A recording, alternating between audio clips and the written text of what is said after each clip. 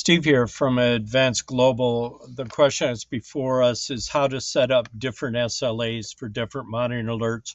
So in a moment, I'm going to take you through the SLA settings, talk about it a little bit, and then also talk about some of the workflow rules and how to do this. It is a little bit complicated. It's more of a mechanism. It's not a simple checkbox, but it's also not a heavy automation. It levels some heavy automations, but we'll try and walk through all the different steps. I'm in our demonstration database. This is the technician dashboard where we recommend that the technician has one widget of all the tickets that we title it Ready to Engage, which means the technician can work on these at will. And because our question is based on SLAs, my guess is you're already using the next SLA event due to organize these tickets in the order that you want the techs to work on it. The other thing techs need to know is when are they scheduled next to work with the customer directly. So we have Technician 3's dashboard we're looking at. They have until December 14th at 4 o'clock before they're scheduled to work directly with the customer. So until then, they can focus on their Ready to Engage widget. The other thing that we've noticed in observing techs is as they go through their list of tickets, their queue list, they're constantly tripping over waiting tickets, and every once in a while they'll forget why that ticket's there. They'll grab it and say, "I worked on this last week. Why is this still here?" And they go, "Oh yeah, that's right. I'm waiting customer." So we've moved those waiting customer tickets over here. Still have visibility as to the last time somebody touched the ticket. But after 2 days, if you're still waiting on the customer, from my experience, the customer's not going to respond and you need to take some other steps. But in the meantime, this is the list of tickets the techs can work directly on. This is when they're scheduled to work directly with a customer. And this is all those waiting tickets. These three widgets pretty much organize their day. The rest of the dashboard is just some nice to know information. So let's jump into the admin module. I'm going to duplicate this tab. And then I'm going to go into the admin module. So I bookmarked the admin module by clicking this gold star here. That puts it in this list. That way I can get here in a single click. So we're going to go into the service level management, and we're going to look at our options. Let's just, I hope I'm going the right way and not picking up the default by Autotask, which they claim you can't edit. So we set our SLAs up, our recommended SLAs, just based on the priority. And if you've followed any of our articles, we've identified 11 different workflows that tickets need to flow into. Sounds like if you're asking for a different SLA for something that you may have come across another workflow. For instance, if we're talking about alerts, the high backup is a different SLA than, say, a server alert or one of the other alerts that comes in. And so we have crafted a different SLA. We're using the priority field because that's in a different workflow. I'll show you in a moment how to automatically get it into that workflow. Ticket category works.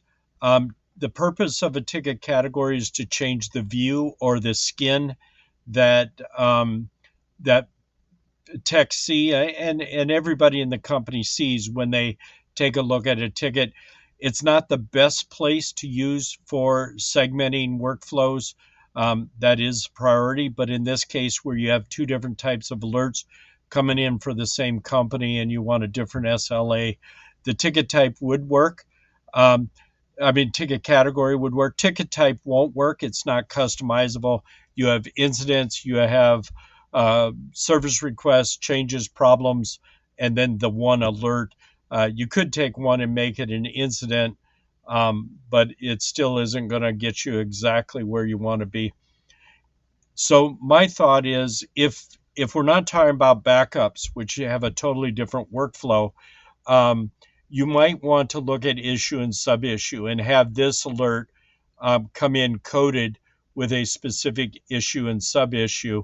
And if they come in this way, the SLA is going to automatically apply it. So that's doing it down here at the discrete level. The other suggestion that came in is you could do it here and you could create an SLA just for that alert. But then what you would be doing is doing a different mechanism where you would have the workflow rule apply that SLA when this type of ticket comes in. Again, what are your options there? It's a little bit more robust. You're probably very familiar with workflow rules. It's the most popular automation. So if you had a workflow come in and the tickets that you want a different SLA in are sitting in a different queue, then you could create a workflow rule that would say, created or edited, if the ticket is sitting in queue is spelled with a Q. It's down here somewhere. There it is. I don't know why I always skip it over. You could tell I could go slow because I knew I have a hard time finding it. But you could say if the Q equals X, then change the SLA down here, update the SLA service level agreement to X, So that's how you would create a workflow rule if you're using a queue to segment. We prefer priorities, but we use priorities for workflows. If that meets what you're doing, I would create a priorities for these. If it doesn't, throw it in a queue. Now we're going to talk about when this comes in. There was another thread about suppressing alerts when the comes in as a ticket. We're going to take a look at the alert that comes in as an email. Somehow you need to be able to call out when the ticket is created that this is in a different workflow, a different SLA, if you will. Those two things go hand in hand, a different SOP and a different SLA. They're not interchangeable. They're two different things, but they do go hand in hand in what you're doing. So let's take a look at email processing. I'll go to our info at.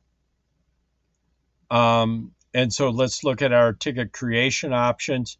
You can set the status. You can set the priorities. So and let me just back out of this for a second because I've known this for a while, but somebody the other day was really surprised when I said, yeah, you set up an email processor for each of your alerts. If the Datto RMM will create tickets straight in, but if you're using somebody else's RMM, maybe it's an email process. So you set up an email address, totally different address.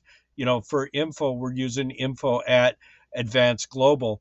But if we were using a different RMM than Datto, we would set it up to say enable at agmsp coaching or RMM at agmsp coaching.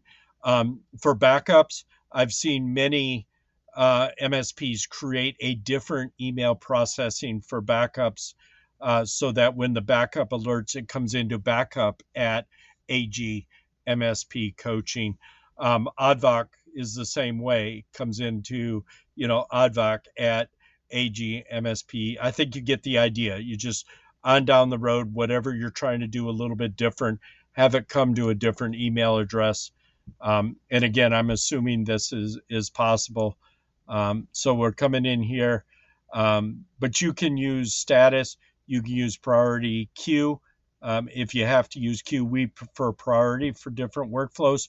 But if all you're doing is splitting the difference between incremental backups as opposed to daily backups or weekend backups, creating workflows that granular is going to cause some other problems.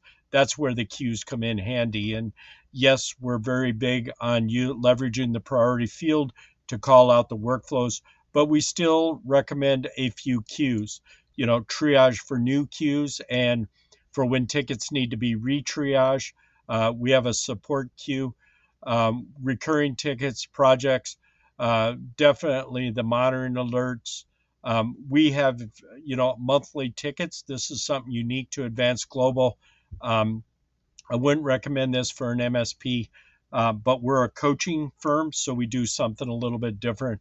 Everybody needs a merge ticket. Client portal is required by Autotask. So as you can see, we do use different queues when we don't want to create a whole workflow, but we do want to segment some tickets into a queue for workflow rules and reporting exactly what you're doing. The workflow rule then sets the SLAs. So we're just looking here at different capabilities. You could add a different source and call it out that way. You can set your issue and sub issue. So I'm hoping this is starting to give you a clearer picture of what you need to do. Those alerts that you need a different SLA for starts with giving it a different email address. And once it comes into a different email address, you can go into the email processing, set it up so it does something different, a different priority workflow, like if it's backups across the board, queues in case it's your primary customer backup. You want a different SLA because they're your primary customer. A different source, issue, sub issue, something in here to differentiate this alert from all the other alerts that customer is getting. There was a mention that I'm just going to cancel out of this or I'm going to mucky something up. There was a mention that, look at what creates the default SLA. And hopefully, let's see here. Let me look. I think customer 7 has some contracts.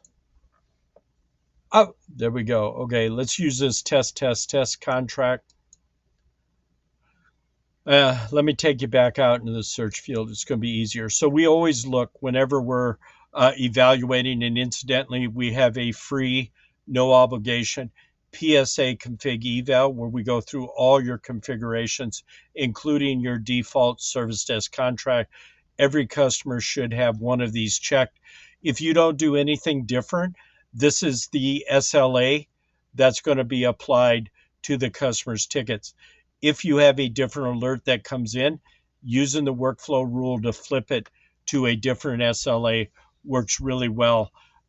Even if you go in there and you set up the SLA for different issue and sub issue, you would have to do that for the default contract for the customer. So it's a little bit confusing. You have a little piece of the email processing. You have a little bit of piece of workflow rules. You have a lot of SLA configurations, even more flexibility than we've touched on. And it may or may not depend on what you're doing with your default service desk contract that's applied to the ticket that drives what SLA is on the ticket. A lot of combinations. That's the beauty of Autotask. It's very complex, but it gives us tons of flexibility. If you have any questions, or especially if you're interested in the free, no obligation PSA configuration evaluation, where we compare you to the best practice standard build that we've been developing over the last 5 years by working with MSPs around the world, just reach out to me at sbuzzy@agmspcoaching.com. Again, my email address is sbuyze@agmspcoaching.com. And Buzzy is boy, umbrella, yo-yo, zebra, Edward. I hope this has been helpful. Give me kudos. Talk to you later. Bye.